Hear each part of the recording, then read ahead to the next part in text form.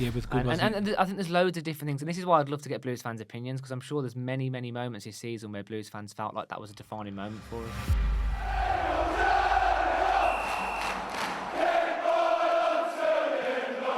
So welcome back to BCFC Royal Blue. Now, we can probably all agree that the season for Birmingham City has been pretty spectacular in our promotion, in all the things that we've done this season. And in this podcast, myself and Matt are going to do a very quick review of the season. Now, it's going to be a bit different, and Matt doesn't really know this as well. I've done it so that I've formulated a few questions in order to structure the podcast to see what Matt's reaction to them are. As we ask the questions, obviously, if you've got any comments, put them below in your reaction or your answers to the question. So, yeah, Matt, I mean, we can't argue. I mean, we couldn't really have asked for a better season, really, could we? No, it's been fantastic. Yeah. And I think back to a year ago, Dad, we just got relegated at home to Norwich. That walk back to the car was just so genuinely depressing, wasn't it? It was awful. And then things kind of escalated quite quickly in the summer, didn't they? We got just an absolute mad spree of transfers. We had a whole new squad. We had Chris Davies come in, who we, at the time, didn't really know a lot about.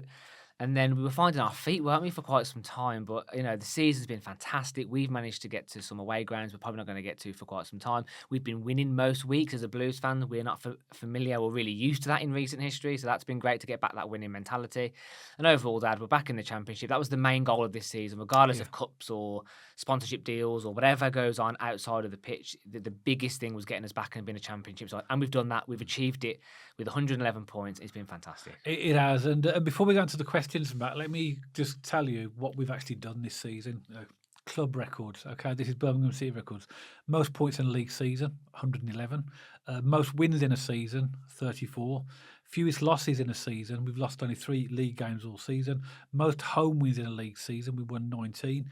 Most away wins in a league season. We won 15. Most goals scored in a League One season. 84. Thankfully, we haven't been in League One that often, but that's the most goals we've ever scored in that league.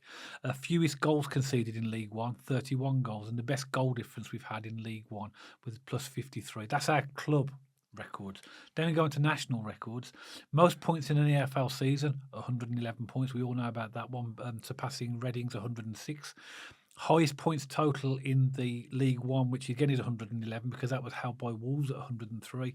And most wins in an EFL season, 34 wins. Then we've got world records as well. Oh, here we go. Yeah. Most points in a professional league season in the world, 111 per points. And that surpasses 108 points, which was jointly held by Red Star Belgrade in 2021 and a team called Verdy Kawasaki in 1995 in Japan. Now, Wrexham are claiming they got 111 points in the league season, but unfortunately for them, it doesn't count because that's counted as a semi-professional league. So that shows you what we've achieved. If you go on the internet, it does say it's a professional league, but it's not part of the structure we're talking about here with the records, so it actually doesn't count. And also as well, when you look at some of the teams, that some of the players are plumbers. In the national north and south, it's not their full-time job. Yeah. But anyway, I mean, it's just a fact. It is what it is. And so we could have done this podcast, Matt, and we could have gone through the season and reviewed all of these records, but that's all done now. So I'm going to ask you some questions now, which Matt doesn't know about these. I only told him today that I've made some questions, but we try and make the podcast, as you know, as organic and as natural as possible, so we don't overly prepare for these podcasts. So I've got a number of questions. I've formulated a few. We'll see how far we get in terms of time. Yeah, okay. Go for it. First question then. Beyond the final league position, which we know was top, what single moment in the season do you think was a turning point that you most defined our season, for better or worse? Exeter away. And you can see how quickly I answered that question because I think before that, was it Shrewsbury away? The game before that, or it was the second game before that. I'm not sure. It was Shrewsbury. It was Shrewsbury. Yeah. When we went to Exeter away, in my opinion, that was when we sorted the defensive woes out. That's when we stopped, in my opinion, doing the square pegging round holes. We had a problem with Stansfield and May. We have had a little bit of Williamson and Dowell, I guess, towards the back end of this season. But, that was, to me, was when we made a solid go at the defence. Chris Davies made that at the time, Bielek at right back. But the most important thing was Ben Davies and Clara at the centre backs. And I think that strengthened us up. Yeah. Allsop was getting consistent football in goal as well at that point. And I think that if you look at the pattern from when that Exeter game happened and our clean sheet record, our wins, it was absolutely staggering. So for me, again, I'd love to hear Blues fans' opinions because we're all going to take this question differently. Exeter away was the turning point for me of this season. Okay. And of course, I've had more time to think about this because I formulated the question. So I've got a couple. I like that, actually, because I think that is a really good, valid point. We needed to do something slightly differently, didn't we, after the what was previously the Northampton draw at home, then followed on by the Shrewsbury defeat. And that is a really good answer. And then actually. we went on an absolute tear. Yeah. You know, we went unbeaten for I don't know how long, and then we only conceded 4 goals in about 15 games or something. Absolutely bonkers. So for me, I remember that really vividly. Yeah, no, that is a good. I hadn't even got that. I've got a few, but that isn't one of them. But that is a really valid point, actually. And for me, the first game against Reading at home set the tone for. Well, actually, this is. I think the thumbnail for that first post-match video was "Welcome to League One." Yeah, and how tough that game was. They really ruined the party, didn't they? They really did, and it made you realise, I'm actually in League One. I thought that was a defining moment because it almost like focused us, as a club. I thought the Wrexham home win was great for the atmosphere. I didn't like, as people who watch this podcast will know that neither you or I like the sort of circus. You could call it that comes with us with it, but it was a great atmosphere. It was a great win and gave us a load of profile as well. I thought the 2 defeats against Charlton and Shrewsbury again just enables us to focus. I think in a way it was important that we can look back now and say that those defeats were really important for us. That it didn't allow us to become too, above what we actually are.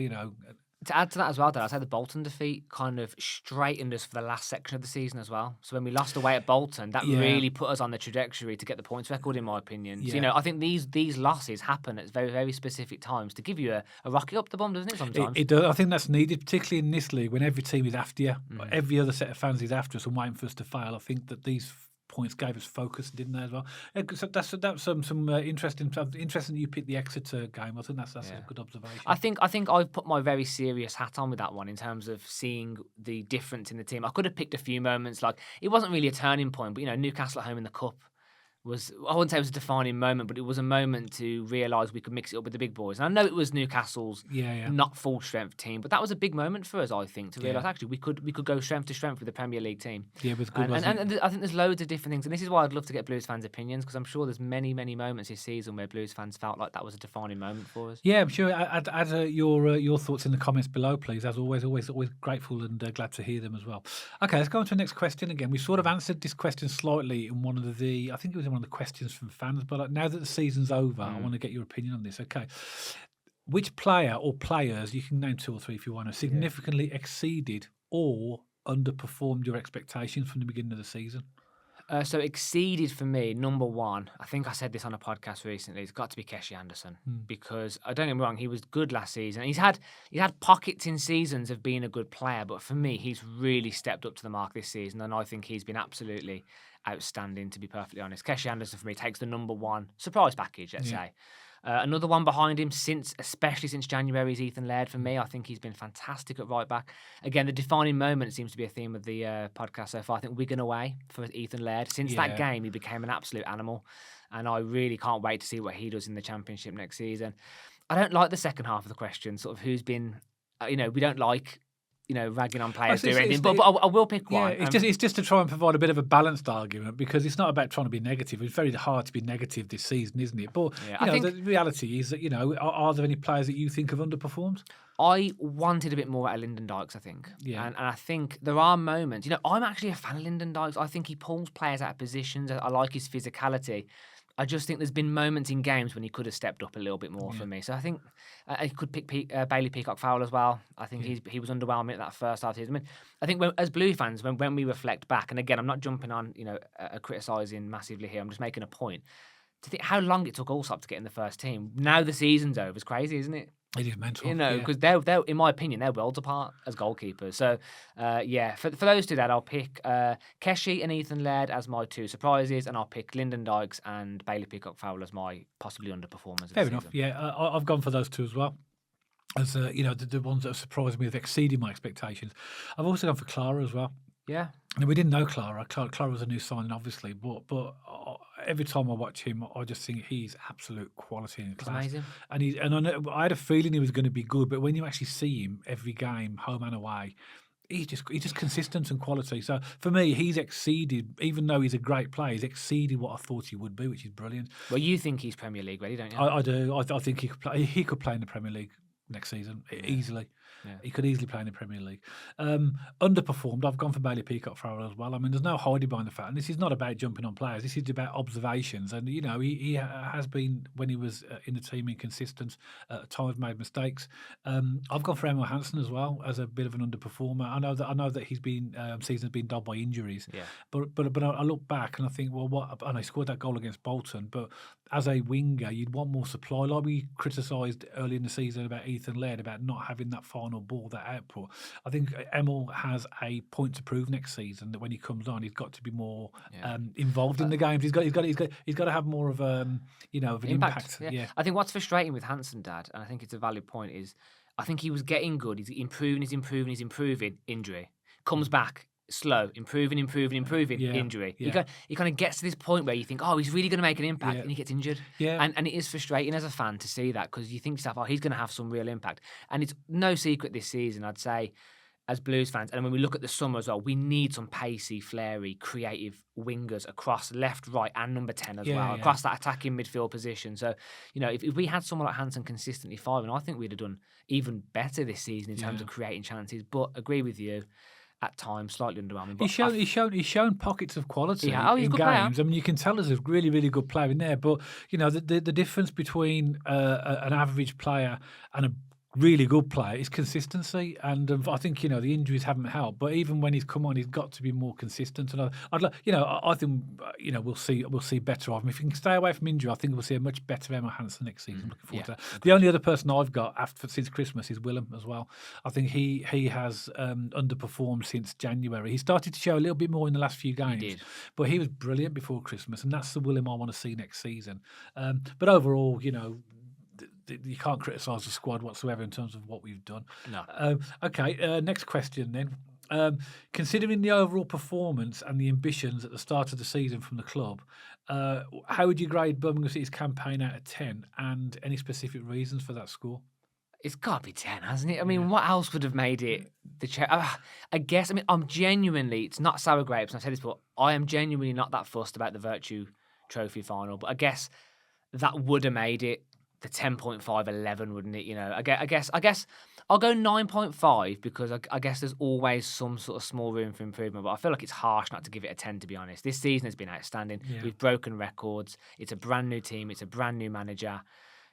After the turmoil of last season, Dad, I think even giving us a 10 just for stability, is a high mark. So you know what? I'm going to go all out, Dad. I'm going to go 10. We broke the points record. We aim to be a championship team.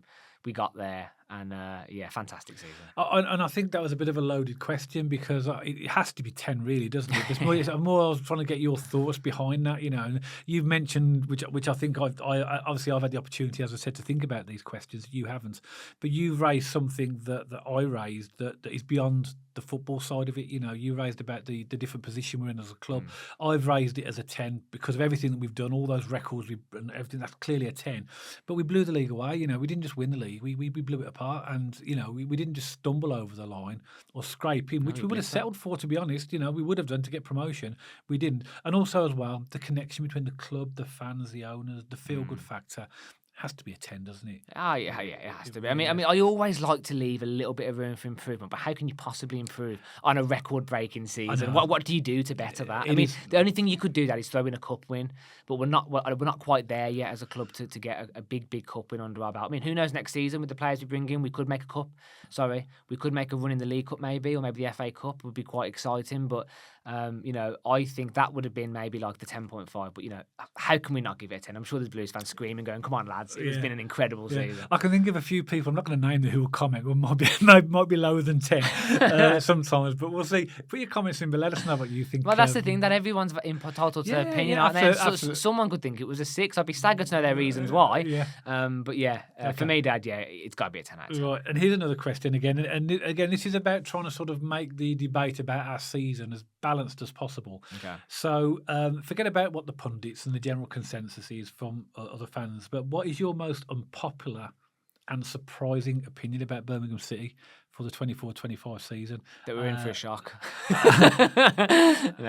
Is in something I've heard, or no, just something you feel that was, you have an opinion that might be slightly not mainstream. You might personally think something that that maybe it's maybe something you didn't like, or you've kept to yourself, or something that you feel wasn't quite right, or Okay, I don't know if this is controversial, and some people might take this out of context, but I think we need to be a little bit more direct at times. And by direct, and again, we cannot bang this drum enough. That doesn't mean lumping the ball in the box. That doesn't mean doing the whole pepper, 100 mile an hour putting balls in the box. It just means looking for the forward pass more than the sideways pass.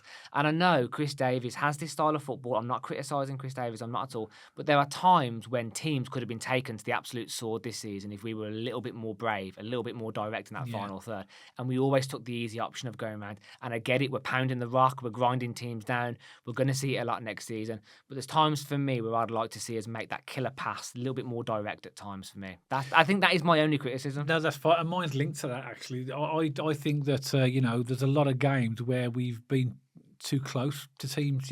We have the opportunity to put them to the sword. Yeah, and we don't. And that put us under pressure in a lot of games. And fair play, most games we came through and won, but a lot of them weren't comfortable. I mean, I remember watching a lot of games, not feeling overly comfortable at the time. We somehow found a way.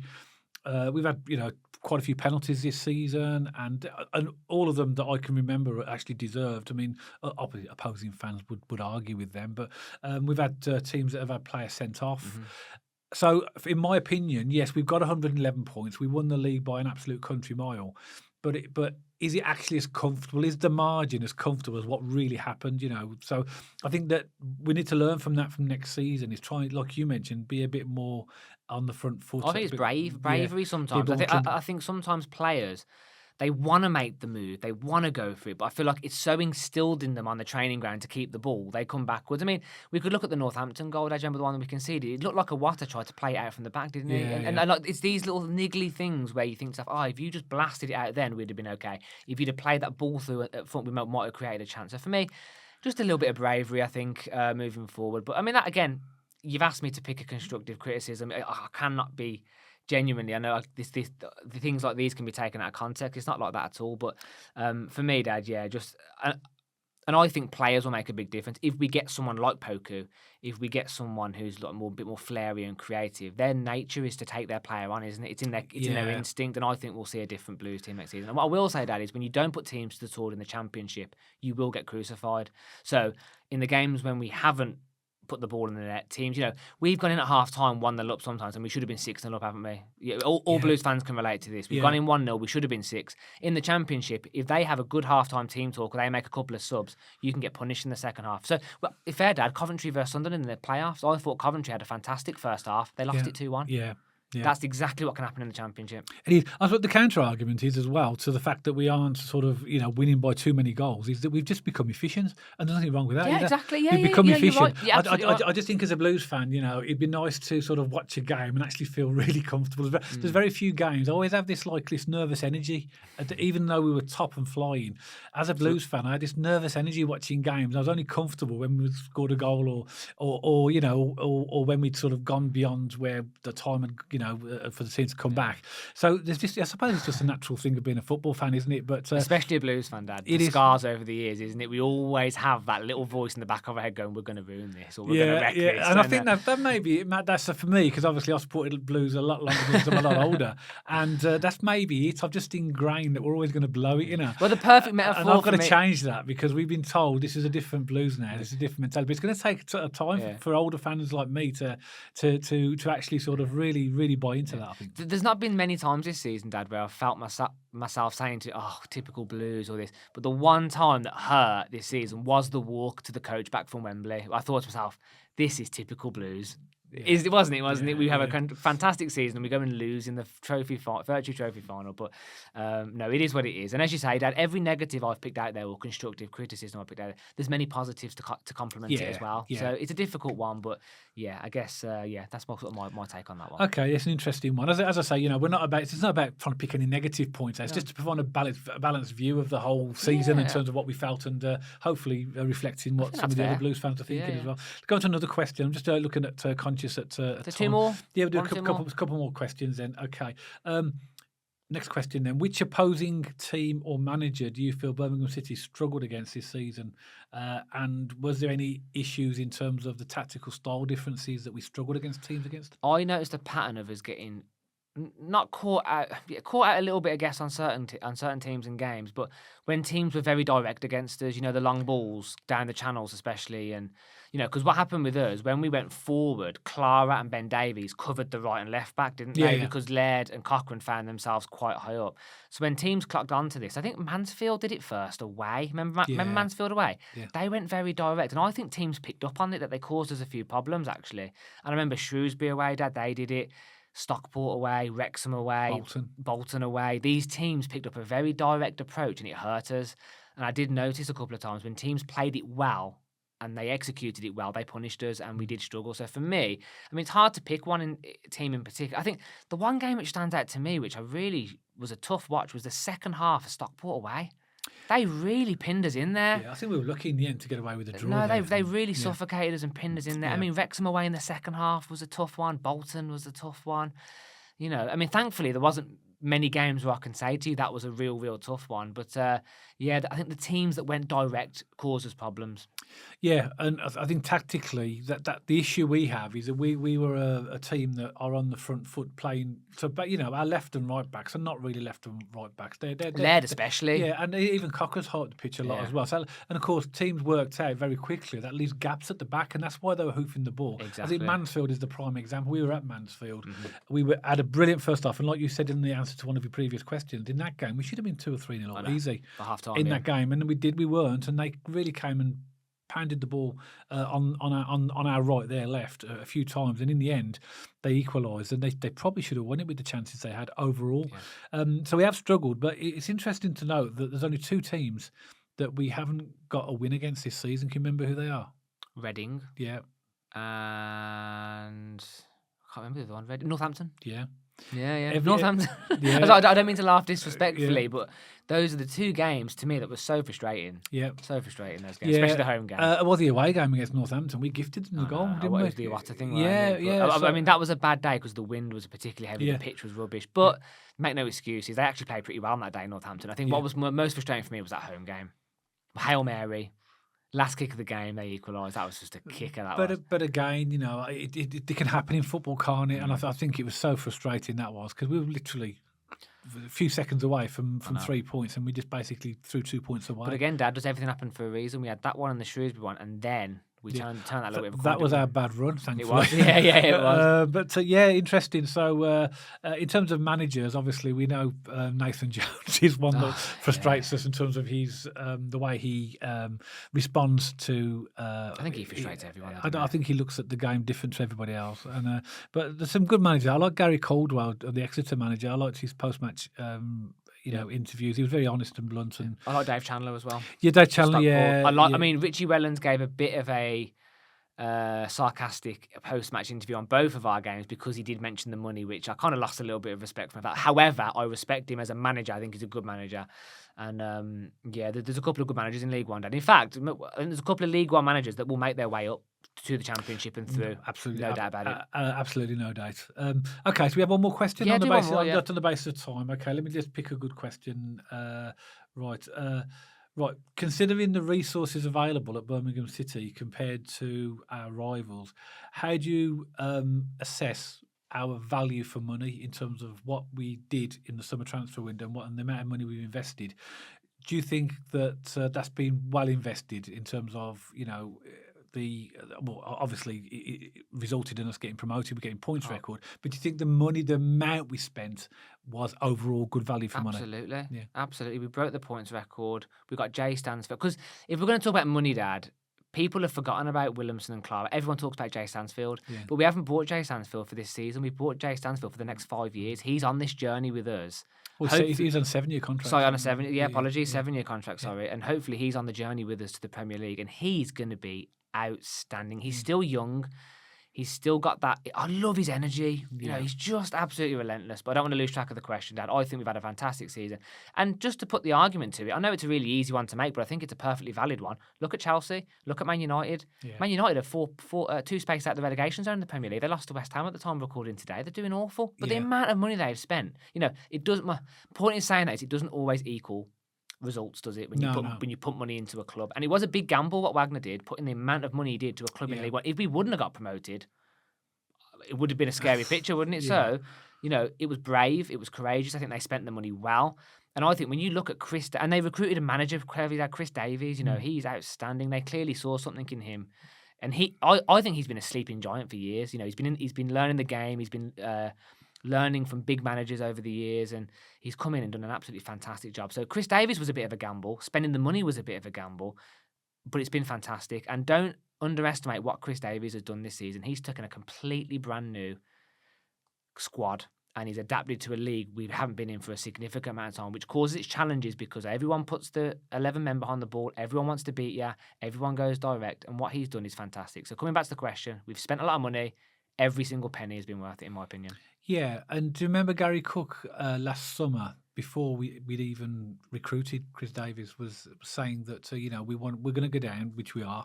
He said, but we're going to construct a championship-ready football squad. And I, in my mind, think, well, how are you going to do that in League One? Who are you going to attract? You know, how are you going to convince people to come and play in League One? Because Clara in League One is a cheat code, isn't it? It is. You are in a different market because you know players clearly want to play at the highest possible level, and in the Championship or the Premier League. But you can't argue with what they've done, you know. And is it value for money? Yes, because even if we'd have stayed in the Championship and not got relegated, would we have actually spent that amount of money? Because I don't think the FFP rules would have allowed us to spend that amount of money. And also that every asset we've just invested in has got more expensive. Yeah. Because we're at a higher level. So Yeah. Jay Stansfield immediately becomes more expensive. Clara becomes more expensive. So we've added value. So we've added value to the players that we've currently got. The players which weren't brought in but still are at the club still hold value because we're going into the Championship as well. And we now have the ability to attract those players that you said we could have potentially lost. But to get Clara in League One is absolutely ludicrous, isn't it? You know, the players they managed to get were outstanding. You could go through a lot of the squad and think they should never be playing in League One. No. But what I would say, and this is the final point for me, and one that we can't not consider, is that, and we've spoken about this many times on previous podcasts, is that everybody looks at what we spent, but nobody cares for what we brought in terms of the players that we sold, you know, and all of the extra sort of revenues that we got, which really will count in future accounting periods. But Jordan James alone, Dad? Yeah. Massive. Was he 5 million? Something like that? I think minimum. I think it would have been higher than that. And with add-ons, we had Dembele, Bakuna, you know, Miyoshi. We sold a lot of players this summer for decent fees, so people forget about that. It flies under the radar, but actually, you know, they've done very good business this season. Pritchard as well went for £1 million. You know, so it all adds up. Yeah, And, it really does, and you know, and I think that we have to be sort of we can't not be satisfied with the season as well, and I mean that's really the sort of questions I had to ask. I mean there are more questions, but I think that's enough based upon time. But I mean, maybe keep hold of the ones you haven't answered, Dad, and we'll do like a second part maybe in a couple of weeks' time or something. That might be quite interesting. Yeah, possibly. There's only a few, but I think we can amalgamate the other questions into other podcasts anyway as well. Okay, but you know, we wanted to do this for the end of the season, so that you know we just had a quick look back, but not do a standard review of the season where we just talk about the season from start to finish and we just remember some of the great times, which were brilliant, and try and get. Obviously, I wanted to get Matt's opinions on the questions that I've asked to see what his thoughts were on the season. It'd be great to know what yours are. So, as we mentioned a few times in the podcast already, please add your comments below and any answers you've got to some of the questions that we've asked, or maybe any other points you've got about the season that you think that is valid and worth stating. Then put them in the comments below. As always, if you like this podcast, then don't forget to give us a thumbs up. And if you haven't checked us out on our social media channels already, pop along to our X page and our Instagram page. And if you like to watch or listen to your podcast on Spotify, you'll also find us on there and you'll see the handles appearing on the screen for all these channels right now. If you haven't subscribed to the channel and you'd like to, then please press the subscribe button. And if you want notifications every time we put a podcast out, there's a little bell icon next to the subscribe button. So give that a push and then you will get a notification on your device when we put a podcast out. So that's it for this podcast. Hope you've enjoyed it. And myself and Matt will see you on the next one, all about Birmingham City.